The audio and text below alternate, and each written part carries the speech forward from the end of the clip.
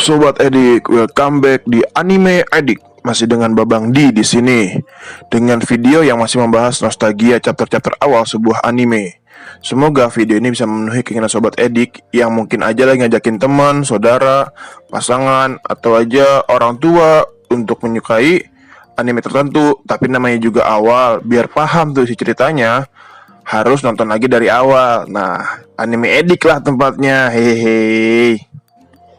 Oke lah, biar nggak makin lama Babang di ngomongnya, selamat menikmati videonya ya, dan semoga terhibur ya sob.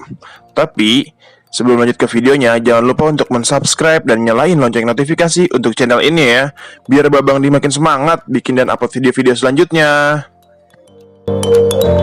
Cerita berlanjut dengan Luffy masih menceritakan Shanks bahwa dia pernah menyelamatkan nyawanya saat dia ditangkap oleh bandit gunung dan dilempar ke lautan yang ternyata memancing munculnya monster laut.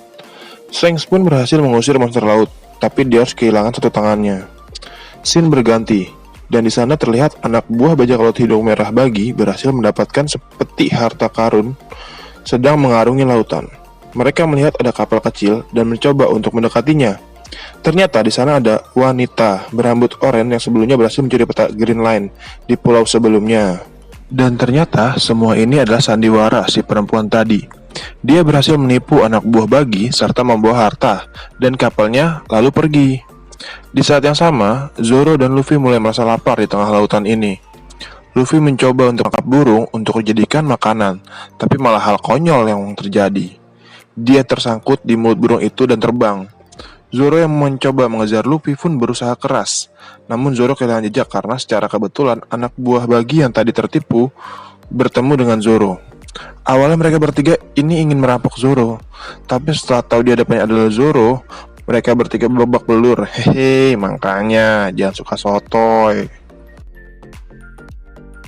Perempuan berambut orange tadi telah sampai di sebuah pulau. Tapi ternyata di pulau itu ada bajak laut bagi yang sedang singgah. Nami pun dikejar oleh anak buah bagi yang lain karena diketahui telah merampok temannya. Di sisi lain, kita diperlihatkan sosok bagi yang dandanan seperti badut sirkus, dan menerima laporan bahwa ada burung aneh yang terbang di atasnya. Bagi pun menyuruh anak buahnya untuk menembak burung itu. Duar! Ditembaklah burung itu dan ternyata burung itu adalah burung yang membawa Luffy. Ketika burung itu tertembak, dia melepaskan Luffy dan Luffy pun jatuh ke tanah. Secara tidak sengaja, Luffy jatuh lagi-lagi tepat di dekat perempuan berambut orange ini. Mungkin ini yang dinamakan jodoh ya sob, hehehe.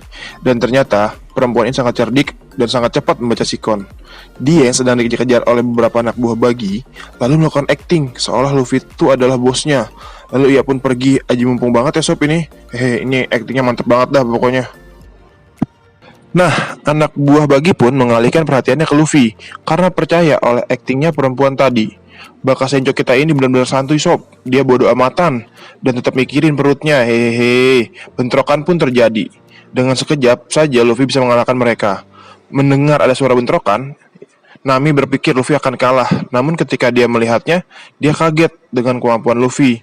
Lalu kemudian dia menghampiri Luffy dan memperkenalkan diri. Ternyata dia bernama Nami. Nami pun mengajak Luffy untuk bergabung ketika dia mengetahui kemampuan Luffy.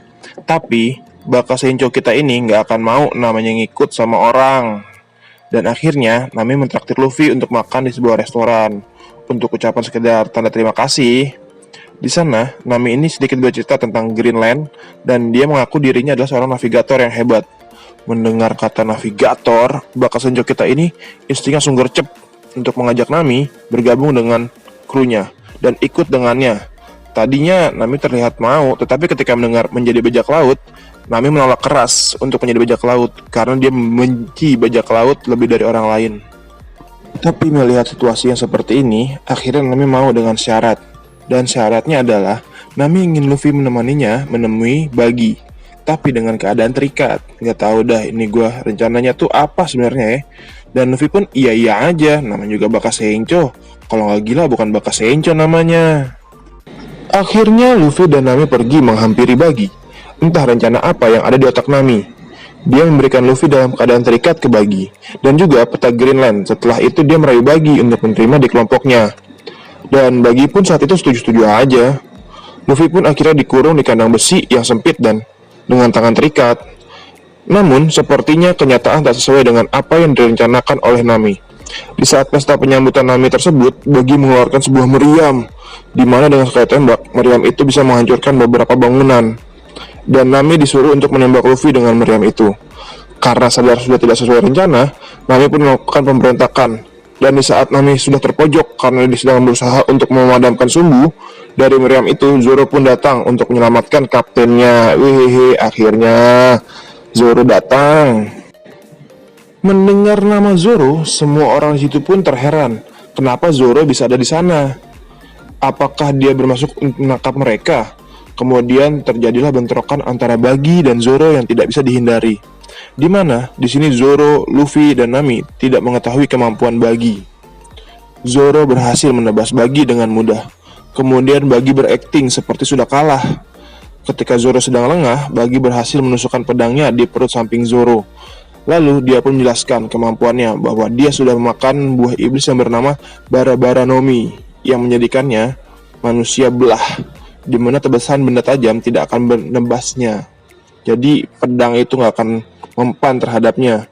Luffy pun kaget karena ada monster seperti itu. Namun dia lupa bahwa dia juga kan pemakan buah iblis. Sama aja dia monster dong, kalau dia manusia karet. Namun kagetnya Luffy hanya sebentar. Lalu dia kesal karena kecurangannya Bagi yang menyerang dari belakang. Kemudian Zoro mengeluarkan sisa kekuatannya untuk bisa membuat kekacauan di sana dan membawa pergi Luffy dari tempat itu.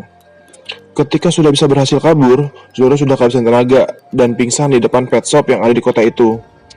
Tak lama Nami pun datang dan memberikan kunci sarang itu kepada Luffy. Namun sialnya, kunci itu malah dimakan oleh seekor anjing yang berjaga di depan pet shop itu. Apes bener Baka Sencho kita ini ya. Tidak lama, ada seorang kakek tua datang. Dia adalah Pak Kades di tempat itu dan menceritakan kisah anjing itu. Ternyata, dia adalah anjing penjaga yang dimiliki oleh kakek tua penjaga pet shop terdahulu. Meskipun kakek itu sudah meninggal, anjing itu tetap menjaga toko tersebut karena toko itu merupakan hal berharga yang dia miliki. Zoro pun akhirnya dibawa oleh Pak Kades untuk beristirahat sejenak. Kemudian, ada orang aneh mengendarai singa besar datang ke arah pet shop itu untuk mencari Zoro. Luffy yang ada di sana menjawab, "Takkan pernah ku beritahu di mana Zoro berada." Mendengar jawaban itu, orang ini menyuruh piaraannya untuk menyerang Luffy. Tapi serangan ini hanya berhasil menghancurkan kandang Luffy. Luffy pun bebas, tetapi dia menerima pukulan dari hewan itu dan mental cukup jauh. Setelah mengira Luffy sudah mati, hewan itu dan majikannya lanjut menghancurkan pet shop karena merasa anjing penjaga tadi sudah mengganggu dia, dan hancurlah toko itu oleh si hewan tersebut. Mengetahui hewan buas itu pergi setelah menghancurkan toko, Luffy tidak terima, langsung mengejar dan menghajar hewan buas itu dan pemiliknya. Dengan mudahnya, hewan itu dan pemiliknya KO. Setelah itu, dia kembali ke toko. Di saat kembali ke toko, Nami dan Pak Kades baru saja sampai lagi di toko itu, setelah sebelumnya menyiapkan tempat istirahat untuk Zoro.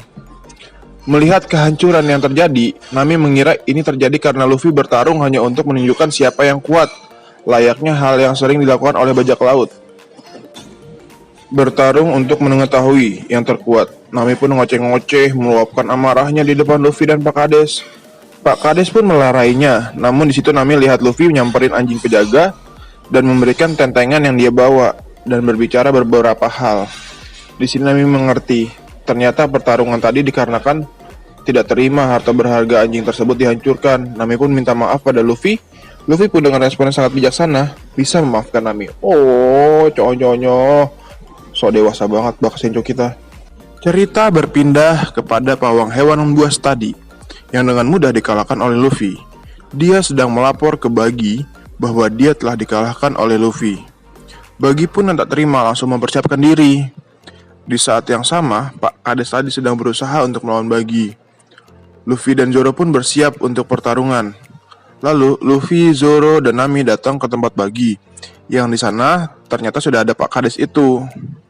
Bagi pun terkejut akan keberanian mereka untuk datang ke Bagi. Tapi sebelum pertarungan, Luffy membuat Pak Kades pingsan terlebih dahulu supaya dia tidak mengganggu. Hehehe, pemikiran yang simple.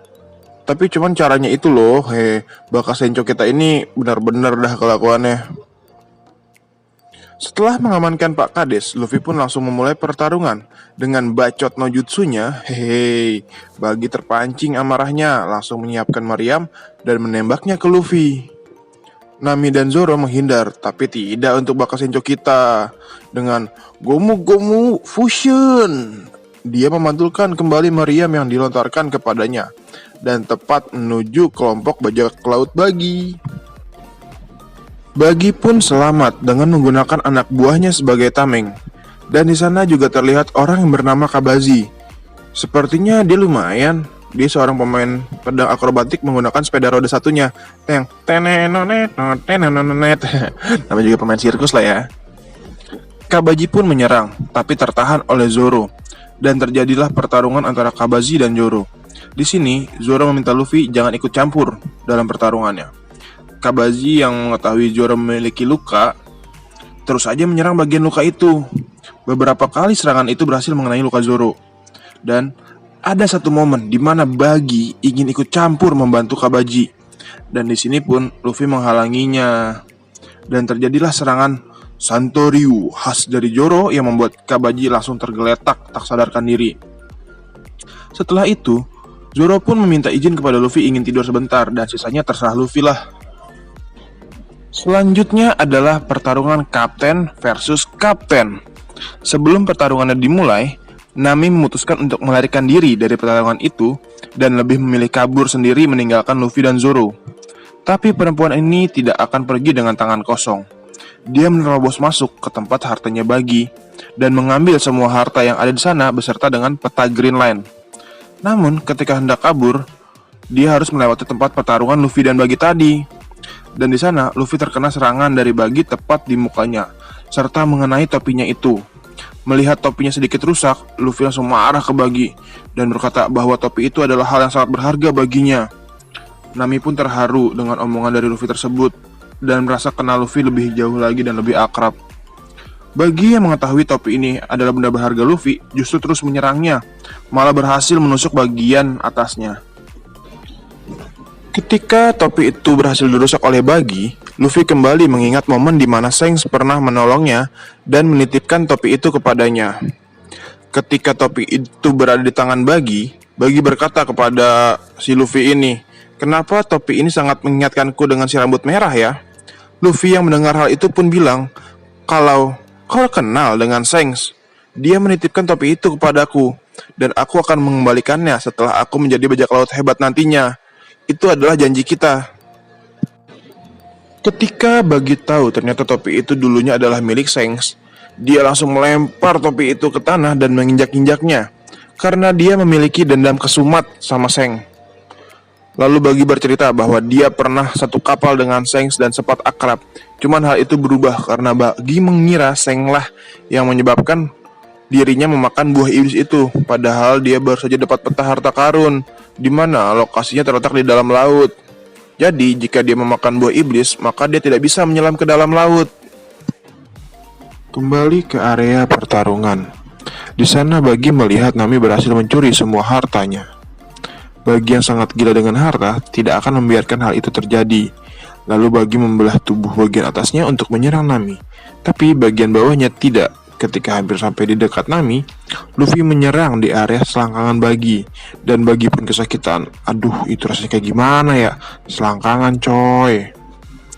Kemudian Nami mencoba kabur lagi. Kali ini Bagi memotong tubuhnya ke bagian yang lebih kecil dan segera mengejar Nami.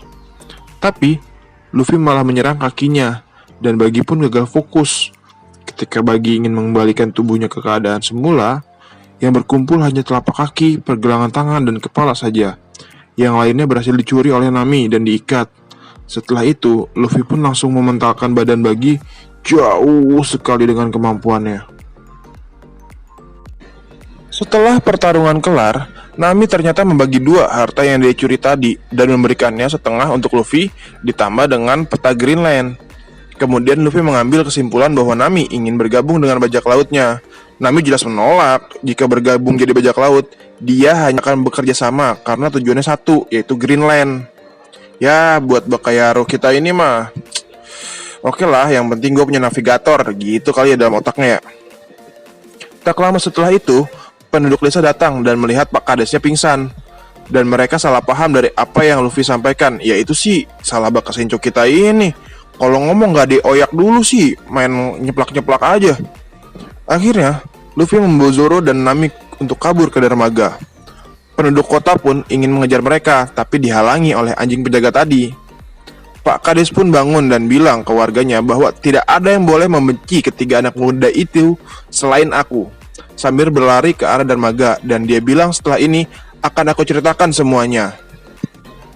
Sampainya di dermaga, Pak Kades pun berterima kasih kepada Luffy dan Luffy pun langsung berlayar merespon ucapan Pak Kades itu dengan melanjutkan perjalanannya dengan kru baru sebagai navigator di kapalnya.